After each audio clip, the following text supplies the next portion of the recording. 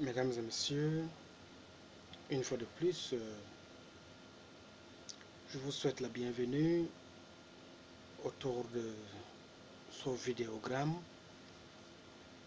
qui est au moins un vecteur, un canal de transmission par lequel je peux accéder jusqu'à vous afin de vous communiquer les innovations majeures dans le monde de la finance internationale, ce monde qui a connu une mutation et cette mutation est en train de prendre un volume proportionnel plus élevé parce que au regard de ce qui se passe sous d'autres cieux, l'économie n'est plus centrée seulement sur la monnaie fiduciaire que nous connaissons déjà, mais cette économie mondiale-là est en train de connaître une avancée. Et au regard de ces avancées, il nous a semblé bon d'apporter et de mettre à votre connaissance ces informations par lesquelles nous aussi, nous pouvons utiliser une stratégie commune propre à notre critère ou bien à notre culture africaine pour apporter ne serait-ce que notre modeste contribution dans le processus de développement de notre continent et de surcroît apporter aussi un souffle à l'économie africaine qui est en train de prendre de sérieux coups. Eh bien, déjà, pour parler de l'économie numérique qui nous permet de découvrir la crypto-monnaie TBC, il faut comprendre d'abord à la base, il y a des avantages. Mais pour pouvoir accéder à ces avantages, il faut maîtriser d'abord les techniques de l'information et de la communication qui, à travers le numérique, nous permettra de pouvoir atteindre le sommet de l'abondance financière.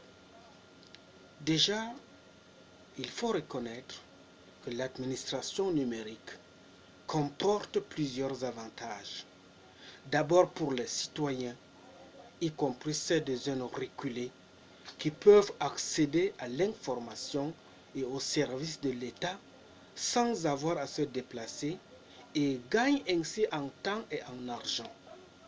Ensuite, pour l'État, qui réduirait sensiblement les délais de traitement des dossiers et ferait en même temps des économies significatives en consommables bureautiques tels que les papiers et bien d'autres éléments essentiels pour le fonctionnement d'une administration centrale. Le numérique pourrait également permettre d'améliorer les taux de collecte des recettes fiscales. Imaginez que si dans d'autres cieux, ou bien si sous d'autres cieux, l'économie numérique a permis de pouvoir joindre, l'économie numérique a permis de pouvoir réduire au strict minimum les taux les plus élevés en matière de corruption.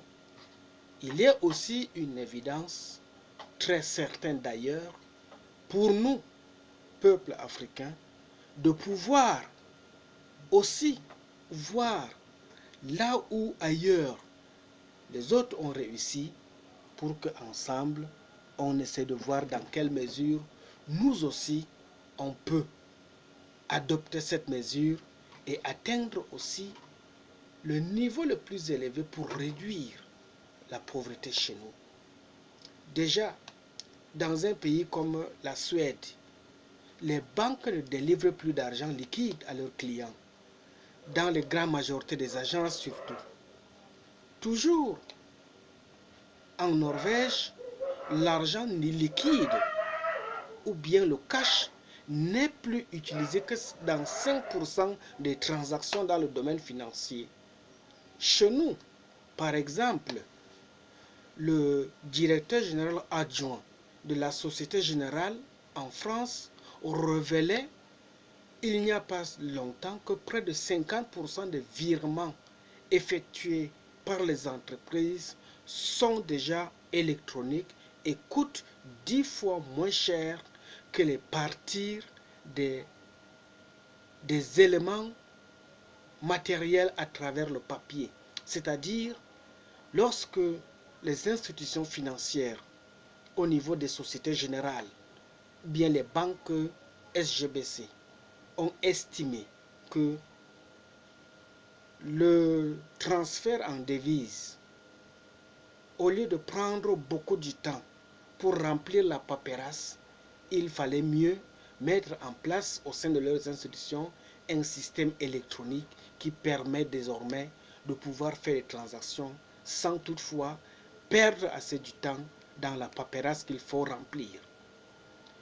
Ainsi, les transactions électroniques offrent à l'usager le don d'ubiquité avec la possibilité de payer en ligne sans frontières et sans se déplacer. Elle lui offre aussi la sécurité avec la réduction des risques de braquage ou de cambriolage. Avec les transactions électroniques, l'État pourrait mieux collecter les taxes sur les valeurs ajoutées et lutter contre la corruption, comme je venais de le dire tantôt. En effet, contrairement à la monnaie qui est anonyme, les paiements numériques sont transparents et traçables. Ils renseignent sur les entrées et les sorties d'argent ainsi que l'identité de ceux qui effectuent ces opérations. Vous comprendrez que le numérique peut accroître l'égalité des chances et l'accès du plus grand nombre à des enseignements de qualité concernant les techniques de l'information et la communication qui offrent de nombreux outils et techniques modernes pour améliorer considérablement la qualité des enseignements. Aujourd'hui, un enfant de Bepanda, par exemple, au Cameroun, peut suivre des cours en ligne dans les meilleures universités du monde à travers l'outil Internet. Un étudiant ou n'importe quel apprenant désireux d'approfondir ses connaissances peut accéder gratuitement à des cours et à des données documentaires virtuelles en ligne. Vous comprenez d'un point de vue commun que le numérique peut également favoriser l'accès à des services de santé, c'est-à-dire à travers les techniques de l'information et de la communication qui offrent des outils modernes permettant d'améliorer l'efficacité du système de santé et peut sauver ainsi des vies. Avec la télémédecine, par exemple, on peut suivre à distance des patients se trouvant dans des zones reculées ou insuffisamment dotées de personnel. Autre illustration concrète, par exemple, la fondation MTN et la fondation Clinton au Cameroun contribuent ou bien ont pu contribuer à sauver des vies de nourrissons infectés au VIH-Sida à la naissance en utilisant les techniques de l'information et la communication pour accélérer le processus de diagnostic qui permet de les placer rapidement sous traitement. On pourrait multiplier des exemples à l'infini. Il demeurera une constance cependant. Les pays africains qui ont très tôt placé les techniques de l'information et la communication au cœur de leur agenda leur permettra d'atteindre une transformation économique et en tireront certainement, là j'en suis convaincu, des bénéfices importants. Mais alors, Qu'en est-il du Cameroun, notre beau pays? Parce qu'au Cameroun, par exemple, un exposé du conseil de cabinet le 26 janvier 2006 du ministre des Postes et Télécommunications de l'époque estimait que Internet suffisait ou bien Internet était suffisamment développé au Cameroun pour entraîner le triplement des chiffres d'affaires du secteur de la télécommunication, évalué à l'époque à 450 milliards de francs CFA annuels.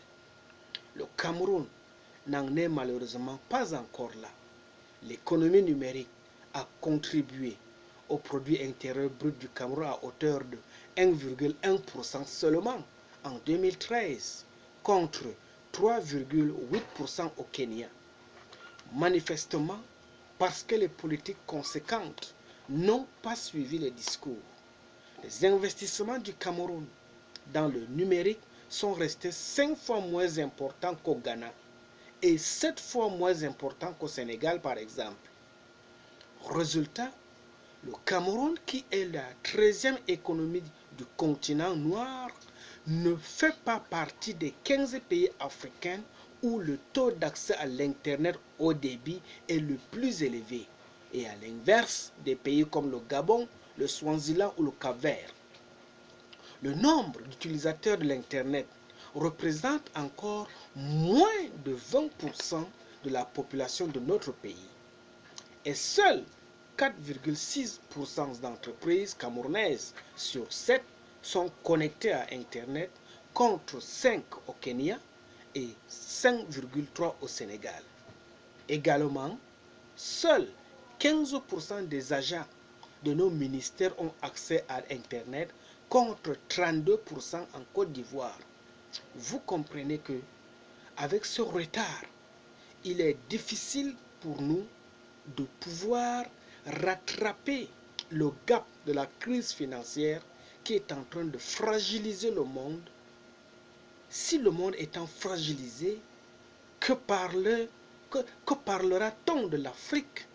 Que dirons-nous du Cameroun, qui accuse un léger retard dans ce domaine?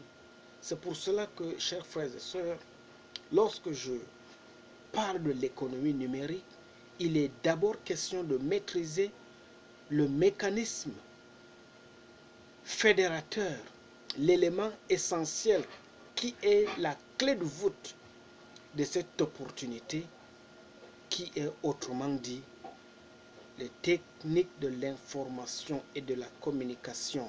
Parce que sans TIC, on ne peut pas accéder à la monnaie virtuelle, parce que c'est de l'électronique. Et à ce niveau-là, mes chers amis, il nous faut beaucoup d'efforts. J'exhorte nos gouvernants, j'exhorte nos politiques de faire beaucoup d'efforts pour faire asseoir une politique électronique, une politique de sensibilisation pour permettre aux Camerounais de pouvoir atteindre le niveau le plus élevé de la connexion haut débit. Et si déjà nous avons accès à une connexion haut débit, toutes les informations concernant la monnaie virtuelle qu'on appelle TBC sera à votre portée.